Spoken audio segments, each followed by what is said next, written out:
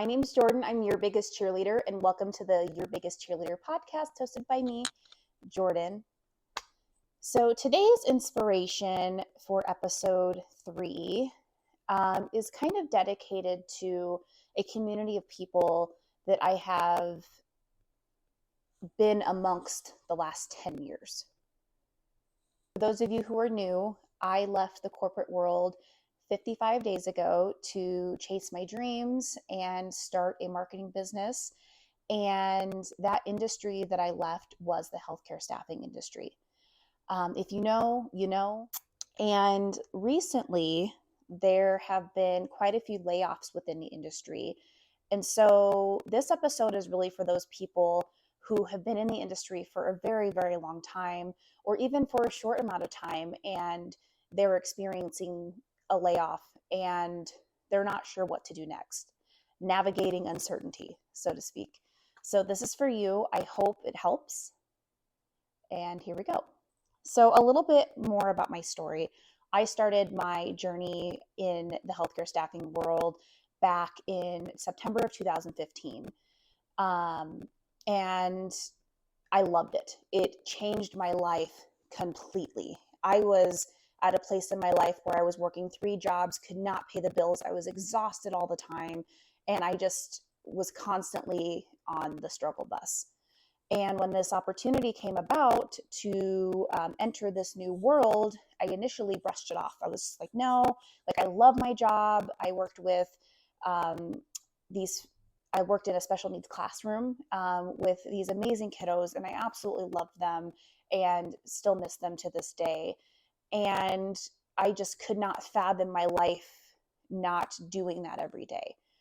But with some encouragement from my then boyfriend, now husband, I decided to take the leap, and I would never change a thing. I would never go back. I would never go back and do something different. I would never choose to go a different route. I believe that everything happens for a reason. And I think throughout today, you'll see how that has come to fruition for me and that it makes sense.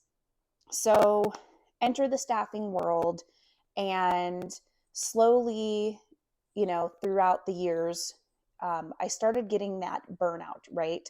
I think every industry probably deals with this, but especially for salespeople, it can be rough. And I was ready to move on. I was ready to move on to another company. I didn't really have another skill set. I knew I didn't want to go back to what I was doing prior to being a recruiter in the staffing industry. The pandemic hit, and this whole work from home lifestyle came to be. And I was like, sign me up.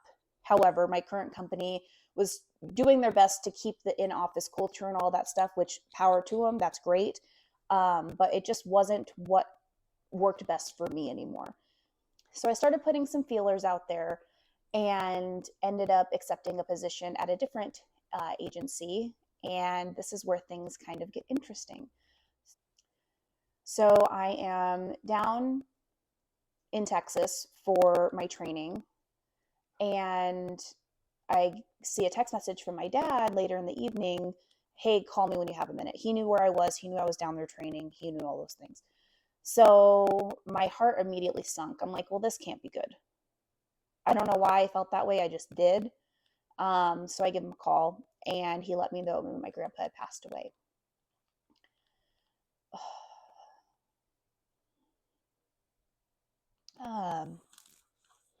It was COVID though, so there, it wasn't that like I needed to rush home or anything like that.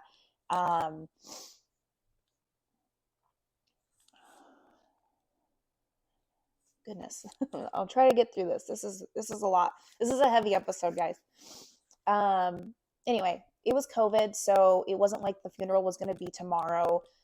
It was a situation where my grandpa was very well known in our community, and we wanted to push it out as much as we could so that all of those people could attend because we had all those restrictions, right? So my dad just told me, stay there, do your thing. He's rooting for you. And that's what I did. I stayed. I notified my managers and everything. And, I go about training. I was also very fortunate that this training was also in a place where I had family members. my aunt, who is my grandpa's daughter. So I was able to spend some time with them, which made it a lot easier to deal with when I was down there by myself, so to speak. So dealing with that.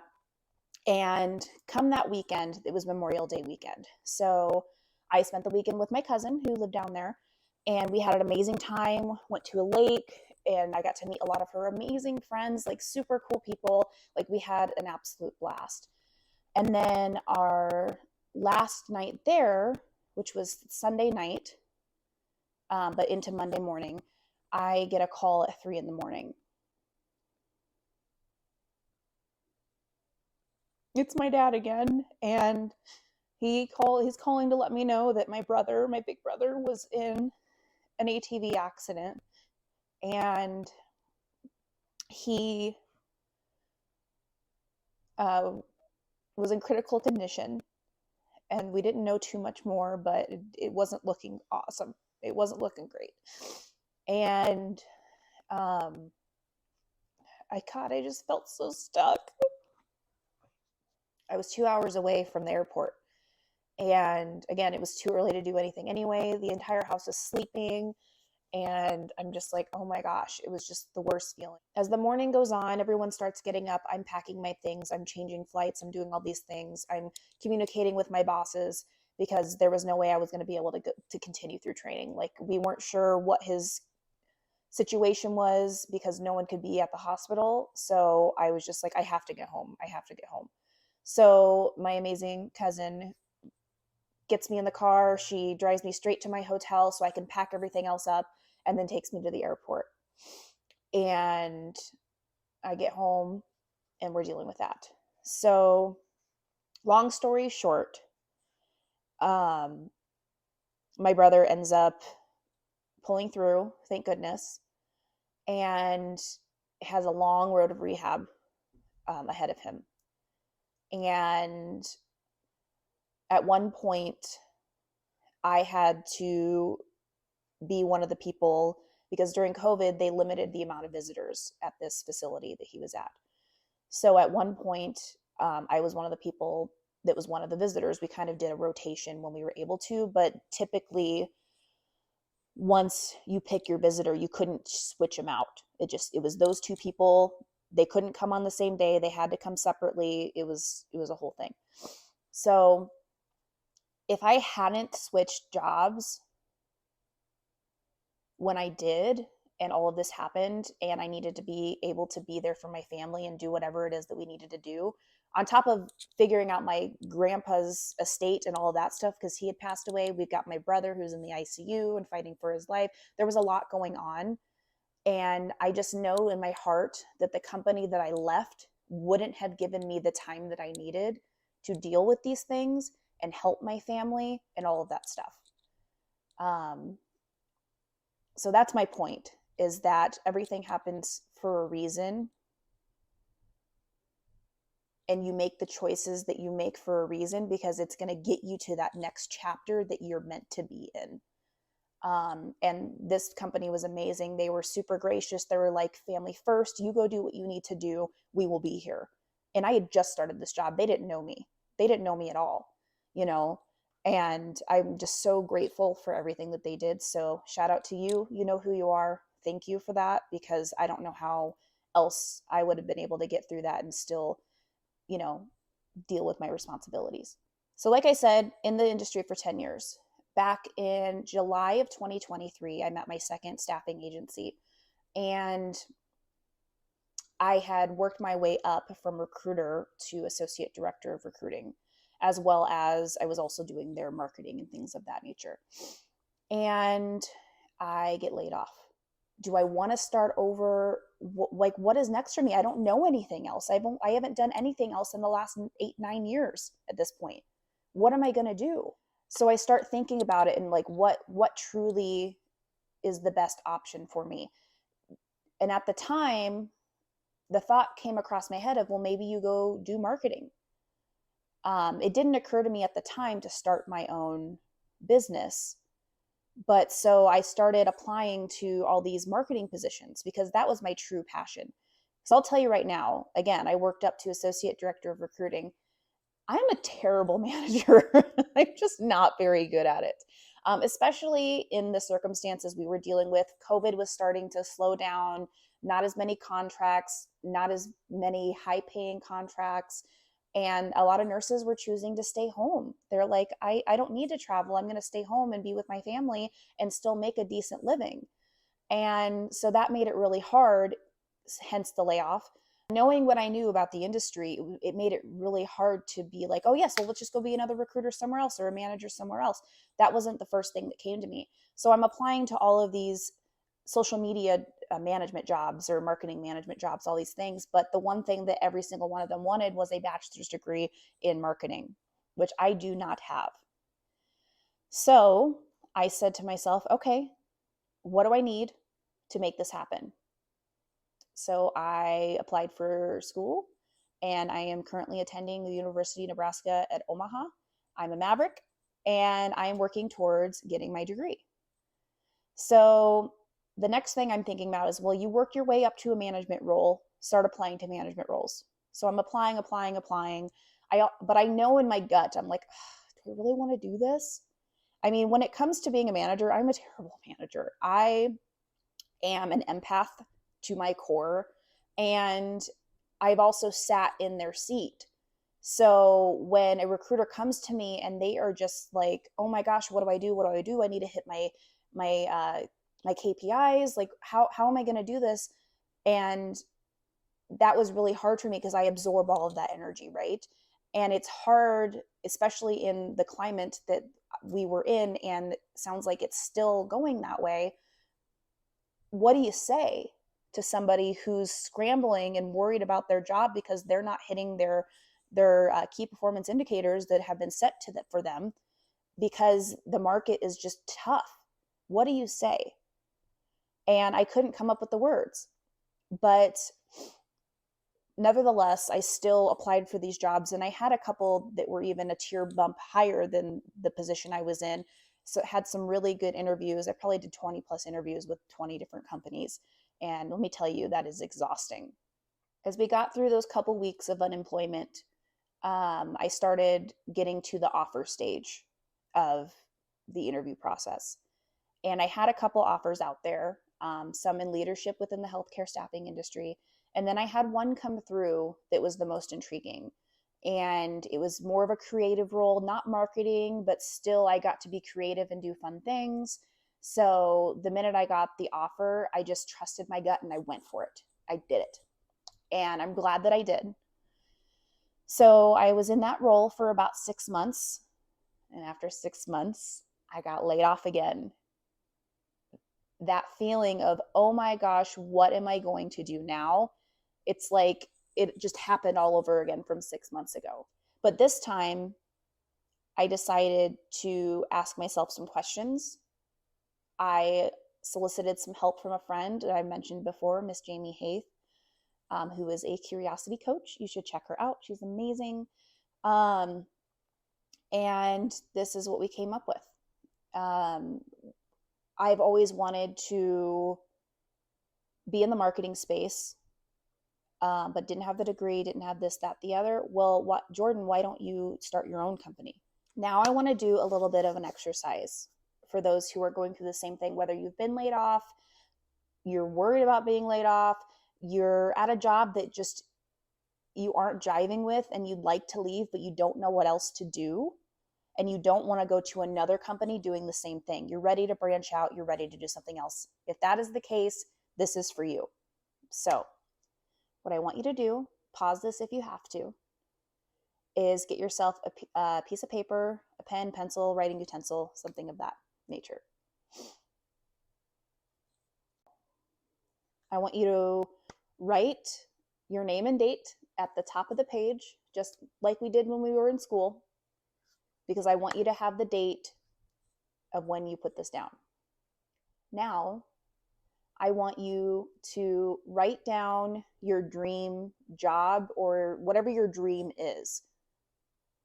Where maybe you don't want to work at all. Maybe you want to be an influencer. Maybe you want to open a business. Like, I want you to pretend that this is a perfect world. You can do whatever you want. There's nothing around you that's going to stop you. No responsibilities, no anything. Push all of that out the window for a moment. If you could do anything and you know it would make you happier and allow you to do the things that you want to do in life, I want you to put that down. Now, I want you to write down your whys. Why is this dream so important to you? Or what will this dream allow you to do if you follow your dream? I want you to write down everything that comes to mind when you think about, why do I want to do this? For me, it was opening my own marketing business. And my why was because I wanted to live life on my terms. I wanted to set my own schedule. I wanted to, in the summertime when my nieces and nephew are off school, I want to go to the zoo with them for the day and I don't have to get someone else's permission. I wanted to take my work obligations, make sure that they're met, but also be able to have some fun. If you think about it, we live in a society where you work until you're 65, if you're lucky enough to retire at that age, and then you go live your life. I don't want to wait that long. I don't want to wait till I'm 65 to travel and do all these fun things. I want to do it while I still have the energy and the flexibility. And I'm 32 now, about to be 33 this year. I want to do things now while I'm young and experience it while I'm young. And I still hope to be traveling when I'm 65, but I don't want to wait that long. And you shouldn't have to either. At this stage, naturally, this is when the self-limiting beliefs start coming in. Those intrusive thoughts of, you can't do this because of X, and no, you shouldn't do this because of Y. All of those things. I want you to write those down too. I want you to write down your reasons for why you haven't done this so far, or whatever those thoughts coming in right now of why you can't, write those down now. It could be financial reasons. It could be the logistics of things. Maybe you have young kids and it's just not a good time. There's lots of reasons that are probably coming to your head. Write them down, every single one of them. Pause if you need to. Now, I want you to look at that list and I want you to go one by one, and you're going to really have to think about this, but I promise you it's going to be worth it.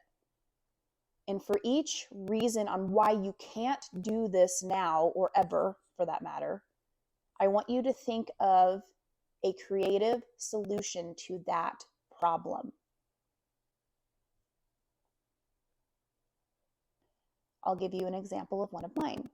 One of my biggest reasons for not starting my business sooner was that I didn't think I could financially support myself and the things that we have, our house, all that good stuff, right off the bat. That was one of my reasons. So I started thinking of solutions on what I could do. I could get a part-time job, a part-time mindless job, just something small just to kind of help me get by. There's an example. I'm going to give you a few moments to continue writing your solutions. Pause if you need to. What you don't realize is that what you have just written down is your roadmap of how to get started on living your life on your terms. Every problem now has a solution, and those solutions are your action items of how to get out there and follow your dreams. I really hope that this has inspired you to go out there and start living life on your terms, or at the very minimum, prop the door open to the possibilities that are out there for you. My name's Jordan. I'm your biggest cheerleader. I'll see you next week.